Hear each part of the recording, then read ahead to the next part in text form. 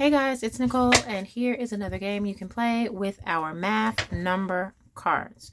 So, of course, we want to shuffle them really good, and then you can use a die for this, but you also can just pull a card and get a set number. So we just got the set number 3.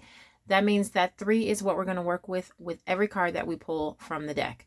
Then you decide, are we going to practice adding or multiplying? So today we're going to exemplify multiplying. Our set number is 3. You would set a timer for any time that's appropriate. So if you have older kids and they really already know their math facts and you're trying to improve speed, you might just give them a minute or even 30 seconds if they're really good.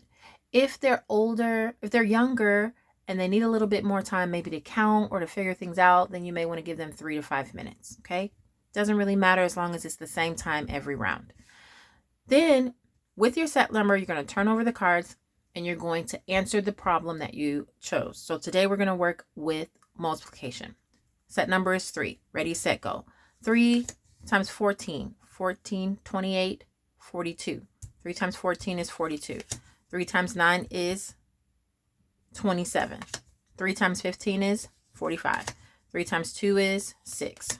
3 times 14, we figured that out already. That one's going to be 42.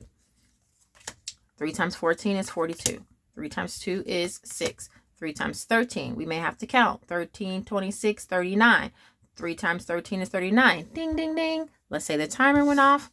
You're going to grab your cards and count them. 1, 2, 3, 4, 5, 6, 7, 8. Now, this is important. You're going to take those cards and turn them over in the same order that they've already come off the deck. That way, students will have a much better chance of beating themselves, and they get to review the multiplication tables that they just went over. So you restart the timer, and now you want to try and beat yourself. 3 times 14 is 42. 3 times 9 is 27. 3 times 15 is 45. 3 times 2 is 6. 3 times 14 is 42. 3 times 14 is 42. 3 times 2 is 6. 3 times 13 is 39.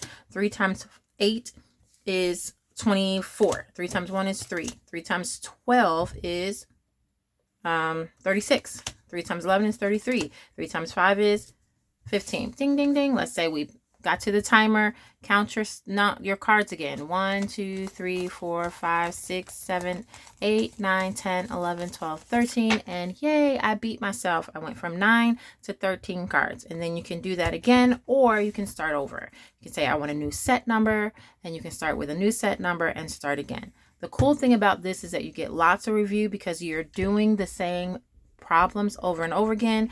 And if you have a student who is not really keen on racing someone else, or having that, anxiety or stress feeling about having to be faster than someone else, they don't have to race anyone else. They're just going against themselves. So that's a great game for practice and for encouragement for how they can get better.